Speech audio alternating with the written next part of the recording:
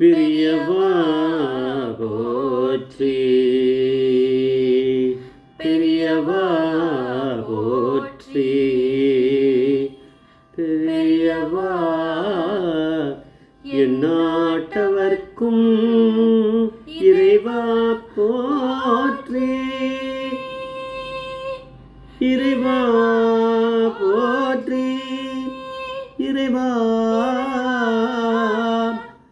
சர்வஜா சர்வவியாபி மகா பெரியவா சரணம், மகா பெரியவா சரணம், சர்வஜா சர்வவியாபி பெரியவா சரணமாய பிறப்பருக்கும் மகாபெரியவா போற்றி, மாய பிறப்பருக்கும் மகாபெரியவா போற்றி. அப்பாரகொட சித்தம் ஜானதம் சாந்திருப்பணம் ஸ்ரீ சந்திரசேகர குரும் படமாமதானம் கலிகிரியம் காட்சிமந்தி யூடியூப் சேனல் பிரத்யேகமாக மகாபெரியோட பக்தர்களுக்கு ஏற்பட்டு கொண்டிருக்கும் அனுபவங்களை ஒவ்வொரு நாளும் ஒரு அனுபவம். அதுக்கு ஒரு தலைப்பு. அனுபவத்தோட தலைப்பு குடும்பத்தில் கஷ்டமா ஏம்மா அழற, குடும்பத்தில் கஷ்டமா ஏம்மா அழற. இந்த சேனல் இதற்கு சப்ஸ்கிரைப் பண்ணாலும் பண்ணுங்க, தினமே பாருங்க.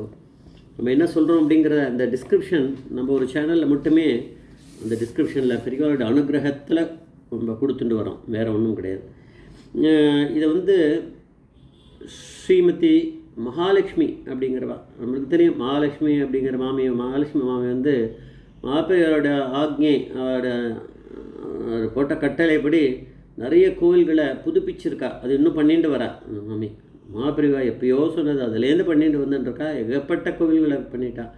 அது மாதிரி ஒரு பாக்கியம் அவளுக்கு கிடச்சிருக்கு. அவளுடைய அனுபவத்தை ஒரு இன்டர்வியூவில் கேட்டேன். அவள் ஓமம்புலியூர் அப்படிங்கிற இடத்துல ஒரு கோவிலை ரெனோவேட் பண்ணிகிட்டே இருக்கா. கும்பாபிஷேகம் எப்போ நடக்கணுங்கிறதையும் ஒரு ஓரளவுக்கு முடிவுக்கு வந்துட்டா. ஆனால் அந்த டெம்பிள் கமிட்டிக்கிட்ட தேவையான பணம் இல்லை, ரொம்ப குறைவாக இருக்குது. இன்னும் வேலைகள் நிறைய பெண்டிங் இருக்குமே, அதுக்கெல்லாம் தேவை நிறைய. எப்படியும் கோவில் கும்பாபிஷேகம்னா நிறைய தேவைப்படும். அந்த கோவில் ரேவதி நட்சத்திரக்கார அவளுக்கான பரிகார ஸ்தலமாக அது.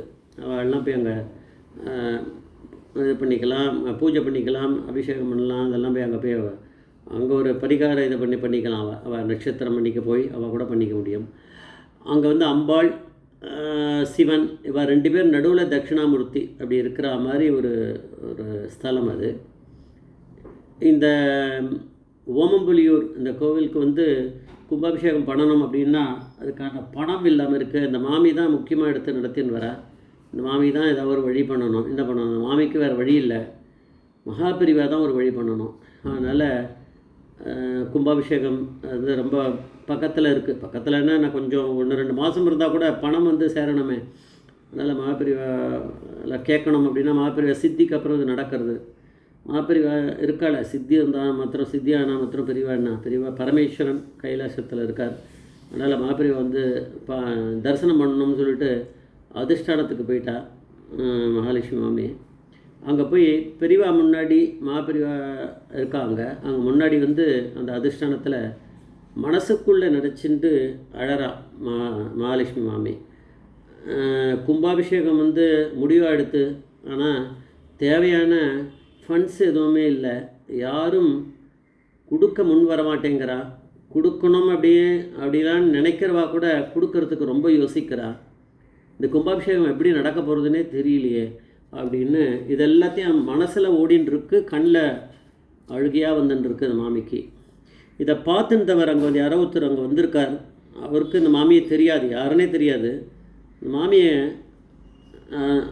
வேண்டின்ட்டு முடிக்கட்டும், ஏதாவது மனசில் ஏதாவது கவலை போல் இருக்குது, குடும்பத்தில் ஏதோ முடியட்டும். அப்புறம் முடித்தோடனே அப்புறம் பெரிய இதை அந்த மனுஷர் இந்த மகாலட்சுமி மாமிக்கிட்ட கேட்டிருக்கா, என்ன மாமி குடும்பத்தில் ஏதாவது கஷ்டமா, ஏமா அழற அப்படின்னு கேட்டார். அதுக்கு அந்த மகாலட்சுமி மாமி சொல்லியிருக்கா அவர்கிட்ட, குடும்பத்திலலாம் எந்த கஷ்டமும் ஒன்றும் கிடையாது, அதெல்லாம் ஒரு பிரச்சனையும் கிடையாது. ஒரு கோவில் கும்பாபிஷேகம் நடக்க வேண்டியிருக்கு, அதுக்கான பணம் தேவையான பணம் இல்லை. அதனால்தான் இங்கே வந்து நான் அழுதுன்ட்ருக்கேன் அப்படின்னாலாம். அதுக்கு அவர் சொன்னாராம், கவலைப்படாத மாமி, என்னால் என்ன முடியுமோ அதை நான் பண்ணுறேன், நீங்கள் யாருன்னு தெரிஞ்சுக்கலாமா? அவர் வந்து சொன்னாராம், என்னால் முடிஞ்சதை நான் வந்து உங்களுக்கு நான் பண்ணுறேன்னு சொன்ன உடனே இந்த மாமி சொன்னாலாம், நீங்கள் யாருன்னு தெரிஞ்சுக்கலாமாண்ணா? அவர் சொன்னாராம், திருவையாறு அன்னசுவாமி பாகவதரோட பேரன் நான், சுந்தரராஜன், பாம்பேயில் இருக்கேன் அப்படின்னாராம். அப்புறம் இவர் இந்த மாமியோட டீட்டெயில்ஸ் கொஞ்சம் வாங்கிட்டார். மொபைல் உண்டு இல்லையா இப்போ, ஸோ அதனால் மொபைல் நம்பர் அந்த மாதிரி ஏதாவது வாட்ஸ்அப்பில் ஏதாவது இது பண்ண ஷேர் பண்ணுவார். அந்த மாதிரி அவரும் கொடுத்துருப்பாரா இருக்கும் அநேகமாக அவருடைய இதை. கிளம்பி அவர் போயிட்டார் அவர். அதனால் இவர் என்ன சொல்கிறார், அந்த இடத்துல போய் நான் அழுதது, இந்த மாமா யாரோ ஒருத்தர் அங்கே திடீர்னு பாம்பேலேருந்து வந்தவர் வந்து சுந்தரராமன்றவர் வந்து நான் திருவையாறு அன்னசுவாமி பாகவதரோட பேரன் அப்படின்னு சொல்லி அவராகவே வாலண்டியராக நான் அழுது. எவ்வளோ தடவை நம்ம போகிறோம் அழறோம், நம்ம எல்லாருமே எப்பவுமே யாராவது கேட்குறாளா? ஆனால் அந்த தடவை எனக்கு நியாயமான ஒரு கோரிக்கை இருக்குது மனசுக்குள்ளே அப்படின்னு. அது பெரியவா இருக்கா, பெரியவா தான் அவர் அங்கே வரவழைச்சிருக்கார், அவ்வளோதான். அவர் என்னை கேட்குறார், நான் அவரை ஒன்றும் கேட்க சொல்லலை, அவராகவே என்னை கேட்குறாரு, ஏமா நீ அழறையல் அப்படின்னு. அப்போது ஏமா அழற அப்படின்னும் போது அவர் எல்லாத்தையும் சொல்கிறாளே, சொன்னோடனே அவர் போனவர் அவர் வந்து என்ன பண்ணார், அவருக்கு என்ன முடியுமோ அந்த பணத்தை அமைச்சிருக்கார். அந்த பாம்பேயில் யார் யாருக்கெல்லாம் இந்த மாதிரியான ஃபண்ட்ஸ் இந்த மாதிரி கும்பாபிஷேகத்துக்கு கொடுக்கறதுக்கு முன் வராளோ அவகிட்ட அமைச்சிருக்கா. அதை விட முக்கியமாக மகாலட்சுமி மாமி சொல்கிறா, ஏதோ அந்த இடத்துல இந்த ஆரம்பிச்சு விட்டது இதை பிள்ளையர் சூழி போட்ட மாதிரி இருந்தது, அதுக்கப்புறம் அதுவாக பணம் வர ஆரம்பிச்சிது. யார் கொடுக்கறதுக்கு யோசுவாக கொடுக்க ஆரம்பிக்கிறா, புதுசாக நிறைய பேர் கொடுக்குறா, பணம் வந்து அதுக்கப்புறம் வந்து ரொம்ப விமர்சையாக இந்த கும்பாபிஷேகம் நடந்து முடிஞ்சுது. அப்படின்னா பெரியவா வந்து நம்ம கண் முன்னாடி இருக்கா, அவ்வளோதான். நம்ம வீட்டிலேயே இருந்த பெரியவாளை வேண்டின்றாலும் பணம் வருமானா வரும். ஆனால் அங்கே போய் அதிஷ்டானத்தில் போய் வேண்டின்றா வருமானா, அதிஷ்டானத்தில் அவர் வந்திருக்கார், புதுசாக யாரோ ஒரு மனுஷர், அவர் மூலமாக நிறைய பணம் வருது, அதெல்லாம் நடக்கிறது. அதனால் கோவிலில் போய் வேண்டிக்கிறதும் அதுக்கும் வித்தியாசம் இருக்கே. நம்ம வீட்லேயும் அந்த மாதிரி ஒரு பெரிய விஷயம் நடந்திருக்கு அந்த மாமிக்கு அப்படின்னு நம்ம தெரிஞ்சுக்கலாம். ஜெய் ஜெய்சங்கர் ஹரிசங்கர் மகாபிரிவா பாதமேஸ்வரன் மகாபிரிவா பாதமே சரணம்.